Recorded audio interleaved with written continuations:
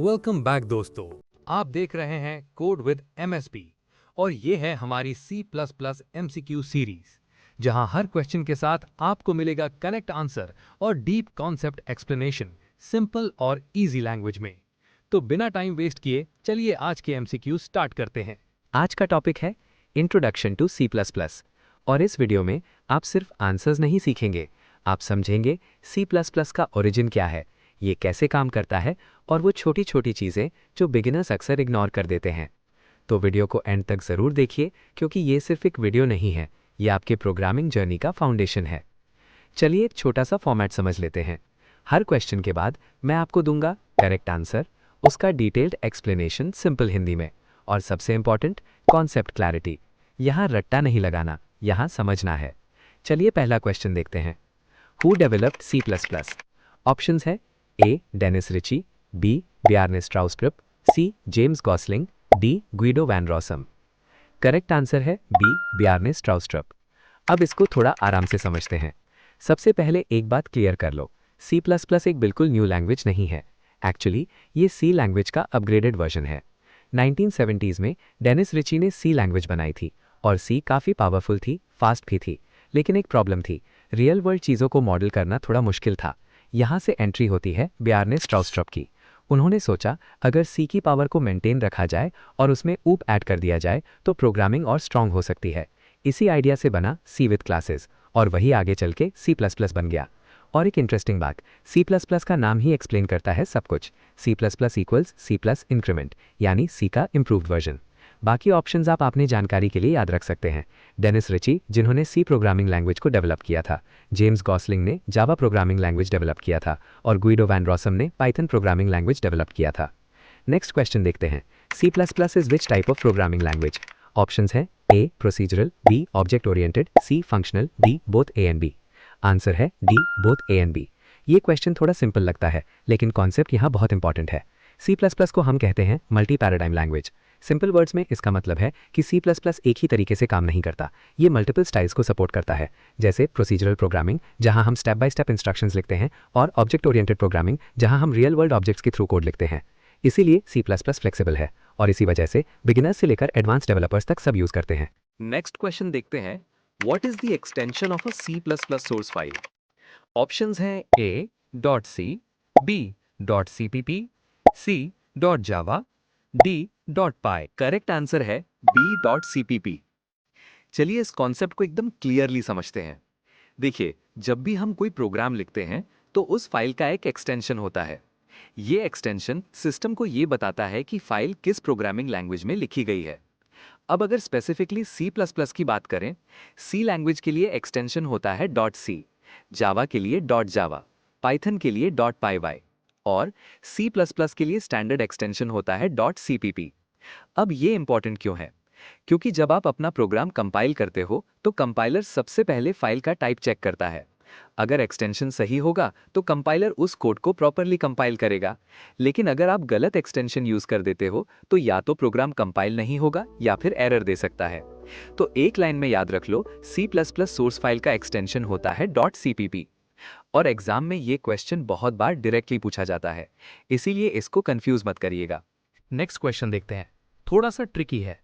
Which of the following is not a feature of C++? Options हैं A object oriented, B platform dependent, C high speed, D low level access. Correct answer है B platform dependent. चलिए इसको ध्यान से समझते हैं। ये question थोड़ा कंफ्यूजिंग लग सकता है लेकिन कॉन्सेप्ट बहुत इंपॉर्टेंट है। सबसे पहले प्लेटफॉर्म डिपेंडेंट का मतलब होता है ऐसा प्रोग्राम जो सिर्फ एक स्पेसिफिक सिस्टम पर ही चले। लेकिन C++ के केस में ऐसा नहीं है। C++ एक पोर्टेबल लैंग्वेज है, मतलब आप C++ का प्रोग्राम डिफरेंट ऑपरेटिंग सिस्टम्स पर रन कर सकते हो, जैसे विंडोज, लिनक्स या मैक। बस उस सिस्टम में प्रॉपर कंपाइलर होना चाहिए। अब बाकी ऑप्शंस को समझते हैं। ऑब्जेक्ट ओरिएंटेड बिल्कुल सही फीचर है। हाई स्पीड, C++ फास्ट होती है क्योंकि ये कंपाइल लैंग्वेज है। लो लेवल एक्सेस, पॉइंटर्स के थ्रू मेमोरी को डायरेक्टली एक्सेस कर सकते हैं। इसलिए जो ऑप्शन C++ का फीचर नहीं है वो है प्लेटफॉर्म डिपेंडेंट। एक लाइन में याद रखो, C++ is portable, not platform dependent. चलिए नेक्स्ट क्वेश्चन देखते हैं। ये बेसिक है लेकिन बहुत इंपॉर्टेंट है। Which language is the base of C++? Options हैं ए जावा, बी पाइथन, सी सी, डी असेंबली। करेक्ट आंसर है सी। इसको समझना बहुत ज़रूरी है। C++ को समझने का बेस्ट तरीका है पहले ये समझना कि ये आया कहाँ से। C++ एक्चुअली सी लैंग्वेज का एक्सटेंडेड वर्जन है। सबसे पहले डेनिस रिची ने सी लैंग्वेज डेवलप की थी। सी एक पावरफुल लैंग्वेज थी, फास्ट थी, एफिशिएंट थी, लेकिन उसमें एक लिमिटेशन थी। रियल वर्ल्ड कॉन्सेप्ट्स को रिप्रेजेंट करना डिफिकल्ट था। फिर आता है C++। C++ ने सी के ऊपर बिल्ड करके उसमें ऑब्जेक्ट ओरिएंटेड प्रोग्रामिंग यानी कि ओपी ऐड कर दिया, जैसे क्लासेस, ऑब्जेक्ट्स, इनहेरिटेंस। इसलिए हम कहते हैं C++ equals to C plus OP features. अब बाकी ऑप्शंस देखो। जावा अलग लैंग्वेज है, पाइथन अलग हाई लेवल लैंग्वेज है, असेंबली लो लेवल लैंग्वेज है। तो करेक्ट आंसर क्लियर है सी। एक लाइन में याद रख लो, C++ का बेस लैंग्वेज है सी। चलिए नेक्स्ट क्वेश्चन देखते हैं। Which of the following is a keyword in C++? Options हैं A include, B main, C int, D C out. Correct answer है सी इंट। चलिए इसको एकदम क्लियरली समझते हैं। सबसे पहले ये समझना जरूरी है कि कीवर्ड होता क्या है। कीवर्ड वो वर्ड होता है जो प्रोग्रामिंग लैंग्वेज के लिए रिजर्व्ड होता है, मतलब उसका मीनिंग पहले से फिक्स होता है और आप उसको किसी और पर्पस के लिए यूज नहीं कर सकते। इंट ये एक डेटा टाइप है जो इंटीजर वैल्यूज को स्टोर करने के लिए यूज होता है और ये C++ का एक रिजर्व्ड कीवर्ड है। अब बाकी ऑप्शन समझते हैं। इंक्लूड ये एक्चुअली प्रोसेसर डायरेक्टिव का पार्ट है। हैश इंक्लूड खुद से कीवर्ड नहीं है। मेन ये एक फंक्शन का नाम है, कीवर्ड नहीं। सी आउट। ये एक ऑब्जेक्ट है जो आउटपुट के लिए यूज होता है, इसीलिए करेक्ट आंसर है इंट। एक लाइन में याद रख लो, keyword is equal to reserved word जिसका प्री डिफाइंड मीनिंग होता है। चलिए नेक्स्ट क्वेश्चन देखते हैं। ये थोड़ा कंसेप्चुअल है। C++ supports which concept? Options हैं A encapsulation, B inheritance, C polymorphism, D all of the above. Correct answer है D all of the above. चलिए इसको थोड़ा डिटेल में समझते हैं। ये क्वेश्चन directly OOP object oriented programming से रिलेटेड है और C++ की सबसे बड़ी स्ट्रेंथ ही ये है कि ये OOP कॉन्सेप्ट्स को सपोर्ट करता है। अब एक एक कॉन्सेप्ट को सिंपल तरीके से समझते हैं। एनकैप्सुलेशन इसका मतलब होता है डेटा और फंक्शंस को एक ही यूनिट में कंबाइन करना, जैसे एक क्लास के अंदर वेरिएबल्स और फंक्शंस दोनों होते हैं। इनहेरिटेंस इसका मतलब होता है एक क्लास दूसरी क्लास की प्रॉपर्टीज इनहेरिट कर सकती है, यानी पेरेंट से चाइल्ड में फीचर्स ट्रांसफर होते हैं। पॉलीमॉर्फिज्म इसका मतलब होता है सेम फंक्शन अलग अलग तरीके से बिहेव कर सकता है। अब इंपॉर्टेंट बात, C++ इन तीनों कॉन्सेप्ट्स को सपोर्ट करता है, इसलिए करेक्ट आंसर है ऑल ऑफ द अबव। एक लाइन में याद रख लो, C++ equals complete object oriented programming support, और ये कॉन्सेप्ट आगे जाके आपको रियल वर्ल्ड प्रोग्रामिंग में बहुत हेल्प करेगा। चलिए नेक्स्ट क्वेश्चन देखते हैं। Which symbol is used for comments in C++?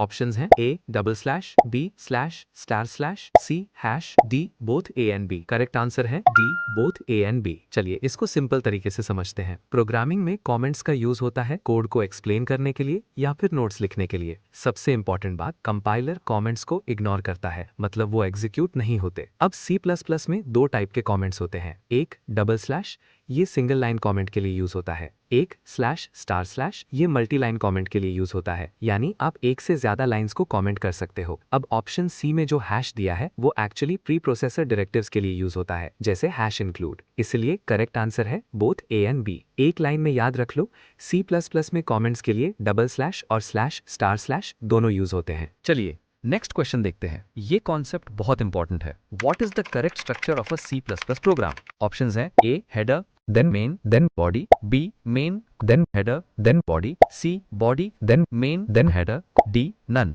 Correct answer है A header then main then body. चलिए इसको डिटेल में समझते हैं। C++ प्रोग्राम का एक प्रॉपर स्ट्रक्चर होता है जो हर प्रोग्राम में फॉलो होता है। स्टेप बाय स्टेप समझिए। सबसे पहले हम हेडर इंक्लूड करते हैं, जैसे हैश इंक्लूड आईओ स्ट्रीम, ये इनपुट आउटपुट ऑपरेशंस के लिए यूज होता है। फिर प्रोग्राम का स्टार्टिंग पॉइंट आता है जो है मेन फंक्शन, एग्जीक्यूशन यहीं से स्टार्ट होता है। फिर बाद में आती है प्रोग्राम बॉडी, इसके अंदर हम एक्चुअल कोड लिखते हैं, जैसे आउटपुट, लॉजिक एटसेट्रा। चलिए एक छोटा एग्जाम्पल देखते हैं। Hash include iostream using namespace std, int main then curly bracket cout then hello semicolon curly bracket close. यहाँ क्लियरली दिखता है हेडर, मेन फंक्शन, फिर बॉडी, इसलिए करेक्ट आंसर है ऑप्शन ए। एक line में याद रख लो, C++ program always starts with header then main function then body. चलिए लास्ट क्वेश्चन देखते हैं। C++ is a dash language. Options हैं A high level, B low level, C middle level, D machine level. Correct answer है C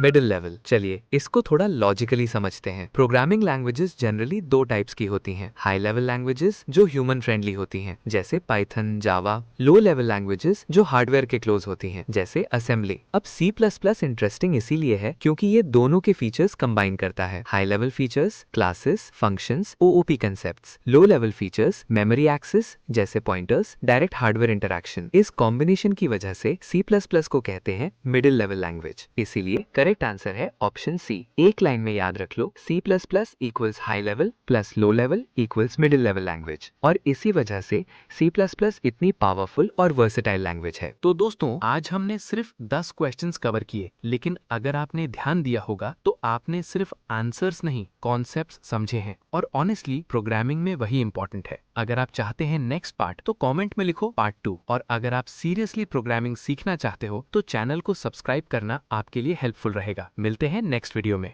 happy coding.